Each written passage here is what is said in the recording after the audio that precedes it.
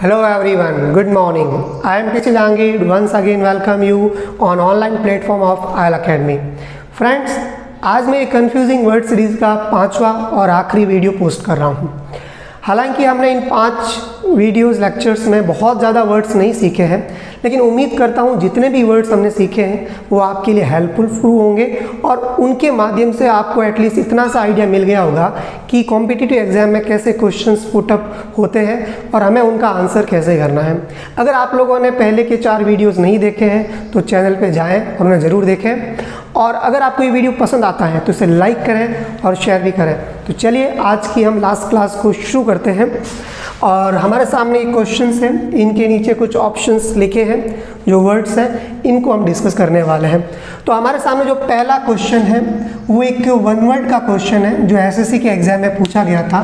और क्वेश्चन क्या है सुनिएगा, someone who goes to live in another country permanently, वो व्यक्ति जो किसी दूसरे देश में हमेशा के लिए रहने के लिए चला जाता है, यानी वहीं जाके सेटल होना चाहता है, उसके लिए हम क्या वर्ड यूज़ करते हैं।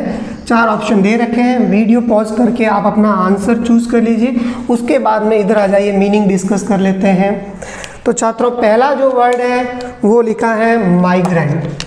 क्या वर्ड है? माइग्रेंट। अब छात्रों आप लोग ध्यान देंगे, चारों ऑप्शन में आपको एक स्पेलिंग कॉमन मिलेगी। वो क्या है? देखिए, माइग्रेंट है, इधर भी क्या लिखा है? माइग्रेंट, इधर भी माइग्रेंट है और इधर भी माइग्रेंट है, यानी चारों वर्ड्स के मीनिंग में कुछ कॉमन है ना। तो चलिए पहले डिस्कस करते हैं माइग्रेंट का मतलब क्या होता है। माइग्रेंट उस व्यक्ति के लिए या एनिमल बर्ड्स के लिए यूज़ करते हैं जो एक जगह से दूसरी जगह पर मूव होते हैं, शिफ्ट होते हैं, ट्रैवल करते हैं, उनको क्या बोलते हैं? माइग्रेंट बोलते हैं। तो इसके लिए हम लिख सकते हैं वन हु मूव और travels from one place to another, one place to another. अब मैं जो डेफिनेशन लिख रहा हूँ वो काफ़ी मैटर करेगी, क्योंकि जो ये वर्ड्स लिखे हैं इनमें हल्का सा डिफरेंस है, ज़्यादा डिफरेंस नहीं है, इसलिए आप डेफिनेशन को अच्छे से समझिएगा। इसमें क्या लिखा है? कोई भी व्यक्ति जो मूव करता है, ट्रैवल करता है एक जगह से दूसरी जगह पर, उसे क्या बोलते हैं? माइग्रेंट बोलते हैं ना। ये वर्ड माइग्रेट से बना है। माइग्रेट का मतलब होता है एक जगह से दूसरी जगह पर जाना, तो ये वर्ब हो गई है, और ये माइग्रेंट वो व्यक्ति हो गया है। ठीक है, अब देखिए नेक्स्ट जो वर्ड है वो क्या है? उसका उच्चारण है इमिग्रेंट। इमिग्रेंट। अब मित्रों इमिग्रेंट किसे बोलते हैं? अगर कोई व्यक्ति बाहर से यानी दूसरे देश से हमारे यहाँ रहने के लिए आ रहा है तो वो हमारे लिए इमिग्रेंट है, यानी अप्रवासी है। तो अगर कोई व्यक्ति दूसरे देश से एक देश में आता है तब तो वो क्या है? इमिग्रेंट है। तो उसके लिए आपको ध्यान रखना है, वहाँ वर्ड आपको क्या मिलेगा? देखिएगा, one who comes to live in a country permanently. Permanently. अब आपको दोनों के बीच में क्या डिफरेंस देख रही है कि डेफिनेशन यहाँ पर भी है, एक डेफिनेशन वहाँ पर भी है। अब दोनों में क्या अंतर है? यहाँ कम्स की बात हो रही है और यहाँ पर गोज़ की बात हो रही है, यानी वहाँ जाने की बात हो रही है और यहाँ पर आने की बात हो रही है। तो छात्रों अगर कोई व्यक्ति रहने के लिए आ रहा है तब उसके लिए आपका आंसर होगा ये इमिग्रेंट, और जाने की बात है तब हमारा आंसर ये होगा सी एमिग्रेंट। सी एमिग्रेंट। डेफिनेशन इसकी वहाँ पर लिखी है, मैं यहाँ लिख देता हूँ गोज़। ध्यान रखिएगा, अगर कोई व्यक्ति जा रहा है तब तो वो एमिग्रेंट है। सपोज कोई व्यक्ति इंडिया से बाहर गया तो वो हमारे लिए क्या है? एमिग्रेंट। कोई व्यक्ति बाहर से इंडिया आया तो वो हमारे लिए क्या है? इमिग्रेंट। और आपसे ये पूछे कि कोई व्यक्ति या बर्ड एक जगह से दूसरी जगह पर ट्रैवल कर रहा है, मूव कर रहा है, तब हमारा आंसर माइग्रेंट होगा। 3 वर्ड डिस्कस कर लिया हमने। चौथा वर्ड देखिए डी, एमिग्रेंट। ऐसी कोई स्पेलिंग होती ही नहीं है, तो ये ऑप्शन ही नहीं है। चल अगला प्रश्न देखते हैं छात्रों, क्या लिखा है, रीड आउट कीजिए आप इसे।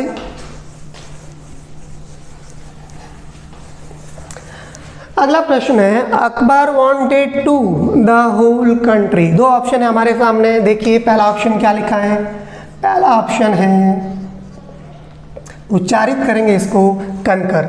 और छात्रों कनकर का मतलब होता है सहमत होना, टू अग्री और to have the same opinion, किसी से अपने विचार मिलना, उसके साथ में अपनी राय मिलना, क्या हो गया है, कनकर हो गया है। मुझे कहना है कि मैं आपसे सहमत हूँ तो मैं कहूँगा आई कनकर विद यू। क्या कहूँगा, आई कनकर विद यू या I agree with you. Okay, see the next word B, क्या स्पेलिंग है, CONQUER, और इसको उच्चारित करेंगे कॉन्कर। और छात्रों कॉन्कर का मतलब होता है किसी पर विजयी पा लेना। युद्ध में जब आप किसी पर विजयी पा लेते हैं एनिमी के ऊपर तो वहाँ पर यूज़ करते हैं कॉन्कर। अपने भावनाओं पर नियंत्रण पाना भी क्या होता है, कॉन्कर होता है।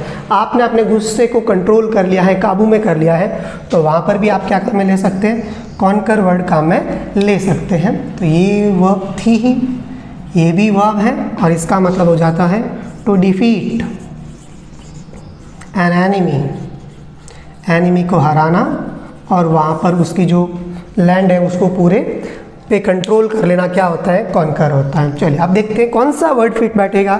अकबर वांटेड टू, पूरी कंट्री को क्या करना चाहता था, सहमत होना चाहता था या विजयी पाना चाहता था। अगर सहमत वाला वर्ड कहीं भी मान लीजिए आपको लग भी रहा है तो उसके साथ में विद आना चाहिए, कनकर विद। तो अपना आंसर क्या होगा, कॉन्कर द होल कंट्री, पूरे देश को जीतना चाहता था। ठीक है, चलिए अगला प्रश्न देखते हैं।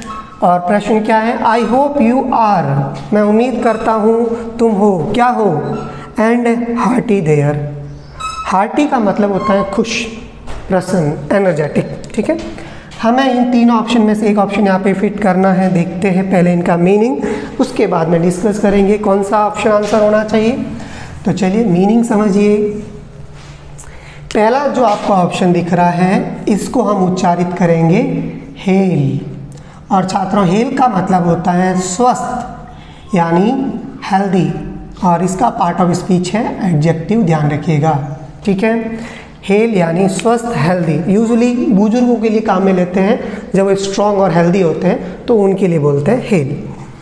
अगला जो वर्ड है इसका उच्चारण भी सेम है, स्पेलिंग अलग है, उच्चारण सेम है। ऐसे वर्ड्स को हमने डिस्कस किया है पहले भी, क्या बोलते हैं, होमोनिम्स बोलते हैं या होमोफोन्स बोलते हैं। ठीक है, अब इस हेल का मतलब क्या होता है छात्रों, तो जो ओले गिरते हैं, आई होप आप लोग ओले गिरने में समझते होंगे, जो बारिश से ओलावृष्टि, आसमान से ओलावृष्टि होती है उसे बोलते हैं हेल।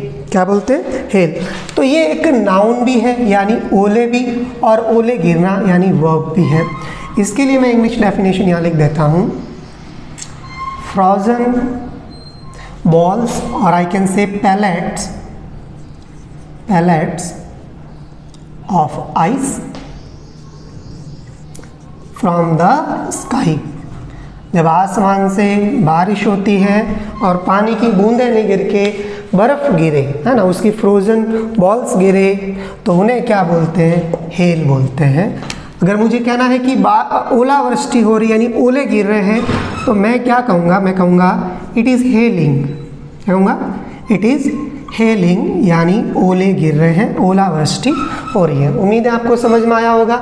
अगला ऑप्शन देखिए सी, वो क्या लिखा है, स्पेलिंग है HELL, हेल। इसको उच्चारित करेंगे हेल। ये वही हेल है जो आप बोलते हैं ना, गो टू हेल, ये वो वाला हेल है, ये दोनों वर्ड नहीं है ना, हेल। अब इस हेल का मतलब हमें पता है नरक होता है, और ये नरक जैसी जगह है या नहीं है हमें नहीं पता है।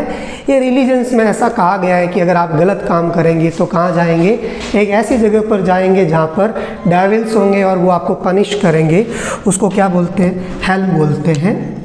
हिंदी में क्या बोलते हैं, नरक। अच्छा, हेल को इन्फर्नो भी बोलते हैं।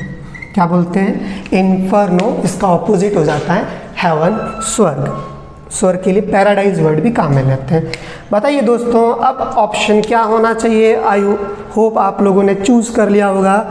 आई होप यू आर, मुझे उम्मीद है तुम क्या हो, स्वस्थ और खुश हो वहाँ पर हेल यानी ओले, तुम ओले हो ऐसा तो नहीं है, तुम नरक हो ऐसा तो बिल्कुल ही मत कहिएगा, है ना। चलिए बढ़ते हैं आगे और हमारे सामने लास्ट क्वेश्चन है, इसका आप लोग आंसर गैस कर लीजिए। This is the reason of my not being at the party, my not being at the party, मेरा पार्टी में नहीं होने का कारण। दिस इज, तो प्रिंसिपल रीज़न, ये वाला प्रिंसिपल या ये वाला प्रिंसिपल, मीनिंग डिस्कस कर लेते हैं, उसके बाद में देखेंगे कौन सा ऑप्शन हमारा आंसर होना चाहिए। तो पहला जो प्रिंसिपल है छात्रों, उस प्रिंसिपल का मतलब होता है कोई नियम, सिद्धांत जो होता है उसको प्रिंसिपल बोलते हैं, है ना। एक जनरल रूल जिसे आप जो आपको बताता है कोई भी काम कैसे होता है, उसे क्या कहते हैं, प्रिंसिपल कहते हैं। हिंदी में आप लोग लिख लेंगे नियम या सिद्धांत, इंग्लिश में आपके लिए डेफिनेशन लिख देता हूँ, basic rule that tells you how something works. ठीक है, उम्मीद है आपको समझ में आ रहा होगा। और नेक्स्ट जो ऑप्शन है बी, प्रिंसिपल। अब इस प्रिंसिपल से आपका बहुत पाला पड़ा है। इस प्रिंसिपल का एक तो मतलब होता है जो स्कूल या कॉलेज का हेड होता है उसे प्रिंसिपल कहते हैं। ठीक है, तो एक तो मीनिंग हो गया इसका हेड ऑफ, लिख देता हूँ मैं यहाँ पर, हेड ऑफ अ स्कूल और कॉलेज, उसे क्या बोलते हैं, प्रिंसिपल बोलते हैं। ठीक है, और इसका एक और मीनिंग होता है एडजेक्टिव के रूप में। एडजेक्टिव के रूप में प्रिंसिपल का मतलब होता है मेन, जो मुख्य होता है उसे प्रिंसिपल कहते हैं। ठीक है, मेन, मोस्ट इम्पॉर्टेंट क्या हो जाएगा, प्रिंसिपल। स्पेलिंग ये ध्यान दीजिएगा, एल है यहाँ पर एल ई है, उच्चारण सेम है तो दोनों ही क्या हो गए भाई, होमोनिम्स हो गए। Is that clear. चलिए, तो कौन सा ऑप्शन फिट बैठना चाहिए, दिस इज द प्रिंसिपल। ये प्रिंसिपल तो नियम होता है, तो नियम कारण ऐसा कुछ नहीं। और वैसे भी रीज़न एक नाउन है, नाउन को मॉडिफाई करने वाले एडजेक्टिव होते हैं, तो हमें एडजेक्टिव की रिक्वायरमेंट है, ये एडजेक्टिव है, ये नाउन है। और प्रिंसिपल का मतलब स्कूल का हेड या प्रिंसिपल का मतलब मुख्य भी होता है, तो क्या यहाँ मुख्य वर्ड फिट बैठता है, दिस इज द मुख्य कारण, द प्रिंसिपल रीज़न बिल्कुल फिट बैठ रहा है, तो यहाँ पर ये प्रिंसिपल फिट हो जाएगा। The principal reason of my not being at the party, ये मेन कारण है जिसकी वजह से मैं पार्टी में नहीं था। चलिए दोस्तों, आज की क्लास में इतना ही, मिलते हैं अगली क्लास में, तब तक के लिए have a nice time, enjoy, take care, bye bye, घर पे रहिए और सेफ रहिए।